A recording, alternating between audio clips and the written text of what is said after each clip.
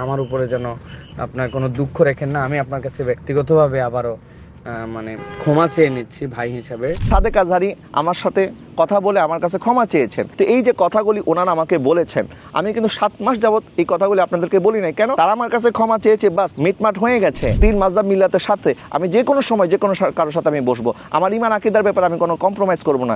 এই কথাগুলি যে আমি বলেছি, গোটা 1 ঘন্টার ভিডিও কিন্তু তারা আপনাদেরকে শোনায় নাই, বরং ওই 30 সেকেন্ডের ভিডিও আপনাদেরকে শুনিয়ে আপনাদেরকে বিভ্রান্ত করেছে। মিজান আজহারির সাথে দেখা করার কারণে আমাদের ঈমান চলে গেছে।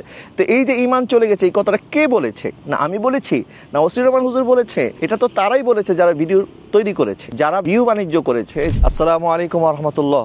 দর্শক, আমি যদিও এই বিষয়টি নিয়ে আলোচনা করব, এটা আমার কাছে ভালো লাগছে না, তারপরও কিছু কথা না বললেই না। কারণ যারা মিথ্যা গুজব রটনা করে, যারা গুজব ছড়িয়ে বেড়ায়, যাদের মিথ্যাটা এমনভাবে তারা ছড়াচ্ছে, কারণ একটা মিথ্যা যখন বারবার মানুষ শুনে, তখন ওই মিথ্যাটাকেই মানুষ সত্য মনে করে।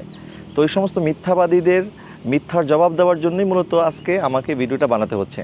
আজকে থেকে 7 মাস আগে ডক্টর মিজান আজহারি ভাই আমাদেরকে দাওয়াত করেছিলেন, আমরা ওনার দাওয়াতে গিয়েছিলাম। এটাকে কেন্দ্র করে একটি ভুল বুঝাবুঝি সৃষ্টি হয়েছিল, যেটা পরবর্তীতে ওনাদের সাথে কথা বলে কিন্তু বিষয়গুলি আমরা জানিয়েছি আসলে ঘটনা কি ঘটেছে। কিন্তু ওই সময় যারা আমাদের ওই ভিডিওকে কাট করে বিকৃতভাবে মানুষের কাছে উপস্থাপন করেছে, এবং আজকে তাদের অনুসারীরা এই লাগাতার 7 মাস যাবৎ আমি যেটাই পোস্ট করি না কেন, যেখানে এসে লাগাতার তারা আমাকে মুসলিম, আপনি তো তাদের সাথে গিয়ে ইমান হারা হয়ে গেছেন, আপনার সাথে বসলে তো ইমান হারা হয়ে যাবেন, মানে এই টাইপের কথাবার্তাগুলি তারা বারবার আমাকে বলে আমাকে উত্তেজিত করতে চাচ্ছে। এবং এটা কেন তারা করতে চাচ্ছে সেটাও আমি বুঝি।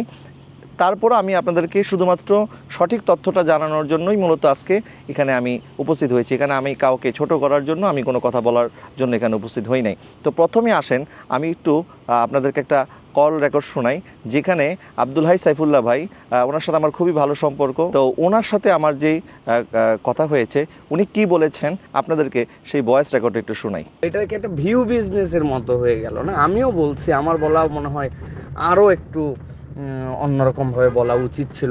আমার কথার মধ্যেও কিছু কথা চলে আসছে, যেটা আসলে হয়তো আরো একটুখানি সুন্দর করে বলা আমার উচিত ছিল। এর জন্য আমিও ক্ষমা চাচ্ছি ভাই। আমার উপরে যেন আপনার কোনো দুঃখ রেখেন না। আমি আপনার কাছে ব্যক্তিগতভাবে আবারও মানে ক্ষমা চেয়ে নিচ্ছি ভাই হিসাবে। মিজান আজহারির সাথে দেখা করার কারণে আমাদের ঈমান চলে গেছে। তো এই যে ঈমান চলে গেছে, এই কথাটা কে বলেছে? না আমি বলেছি, না ওসি রহমান হুজুর বলেছে। এটা তো তারাই বলেছে যারা ভিডিও তৈরি করেছে, যারা ভিউ বাণিজ্য করেছে, যারা ভিডিও বানানোর জন্য থাম্বনেল তৈরি করে মানুষকে এইভাবে একটা মিসগাইড করেছে, এবং সারা বাংলাদেশের মানুষের মধ্যে একটা বিভ্রান্তি ছড়িয়ে দিয়েছে। মিম্বারের মধ্যে বসে আমাদের নামে নানান মিথ্যাচার করেছে। এর মধ্যে আমাদের সাদেকুর রহমান আজহারি ভাই একজন। আমি কিন্তু ওনাকে পরবর্তীতে ফোন করে বলেছি, আমি জিজ্ঞাসা করেছি যে সাদেক ভাই, আপনি যে আমার বিরুদ্ধে কথা বললেন যে আমরা ঈমান হারা হয়ে গেছি, আমাদেরকে নতুন করে কালেমা পড়ে মুসলমান হতে হয়েছে, এবং আমার নামে আপনি যা বললেন, ওনাকে বললাম যে ভাই, আপনি যে এই সমস্ত কথাগুলি বলছেন, আপনি আমার ফুল ভিডিও দেখেছেন? 1 ঘন্টার ভিডিও দেখছেন? বলে না, আমি তো 1 মিনিটের ভিডিও দেখছি। মেহেরবানি করে লাইভের কোনো অংশ কেটে আংশিক প্রচার করবেন না, প্রচার করলে পুরোটা প্রচার করবেন। মিনিটের ভিডিও দেখে আপনি যে একটা স্টেটমেন্ট দিয়ে দিলেন, এবং এটাকে কেন্দ্র করে সারা বাংলাদেশের মধ্যে যে একটা প্রপাগান্ডা শুরু হয়ে গেল, তো এটার জবাবটা কি?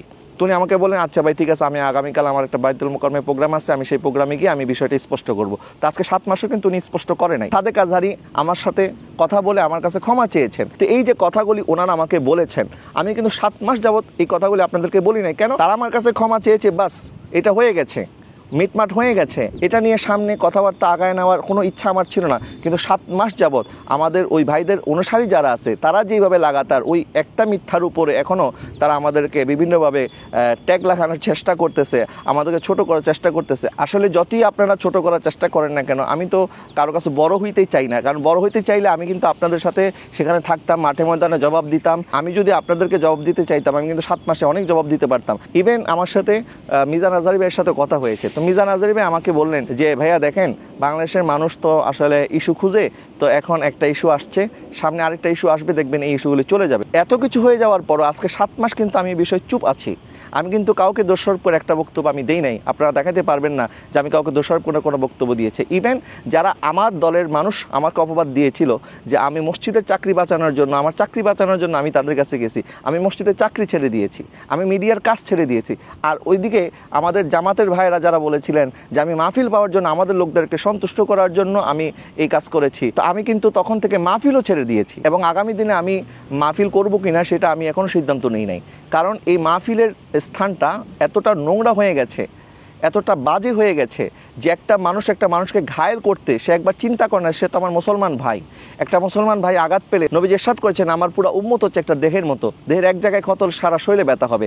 আজকে আমাদের বিরুদ্ধে যারা প্রোপাগান্ডা করেছে তারাও হচ্ছে আলেম সমাজ, তারাও কিন্তু আমাদের মতোই আলেম। তো তারা একবার চিন্তা করে নাই যে আমি যে কথাটা বলতেছি এটা তো তার প্রতি জুলুম হচ্ছে, বরং তারা নিজের দলকে খুশি করার জন্য, নিজের সমর্থকদের বাহাবা পাওয়ার জন্য তারা একের পর এক মিথ্যাচার করে যাচ্ছে।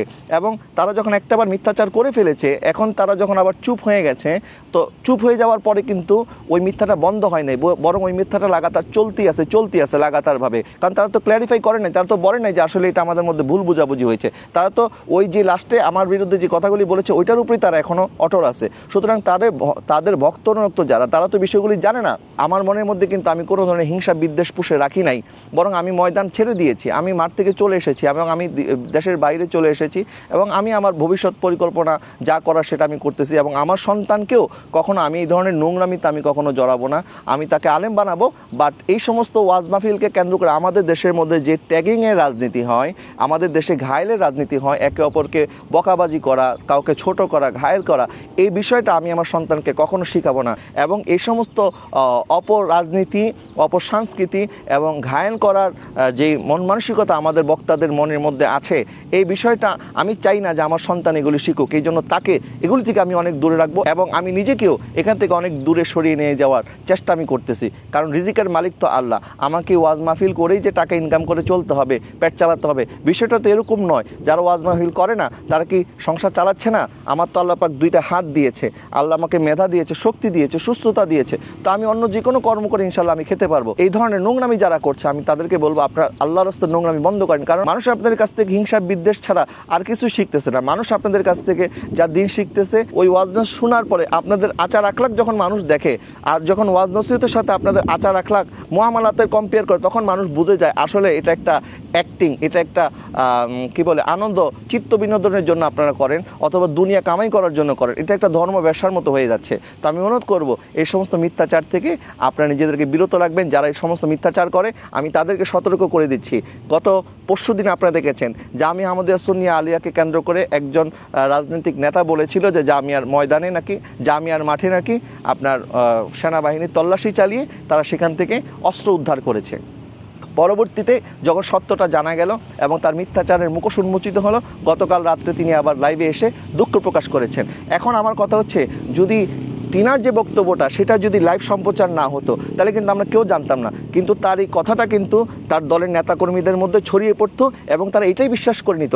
এবং এখানে পরবর্তীতে উনি যে দুঃখ প্রকাশ করেছে এই বিষয়টা কিন্তু আসতো না। এটা আসছে কখন? যখন এই বিষয়টা ভাইরাল হয়েছে, যখন মানুষ এটা নিয়ে প্রতিবাদ করেছে। ঠিক একইভাবে আমাদের সাথে যে ঘটনাটা ঘটেছে, যেখানে আমি স্পষ্ট ভাষায় বলে দিয়েছি যে আমি এখন থেকে কোথায় যাব না যাব, কার সাথে মিশবো, কার সাথে বসবো, এই বিষয়ে আপনার কেউ কোনো দায় নেবেন না।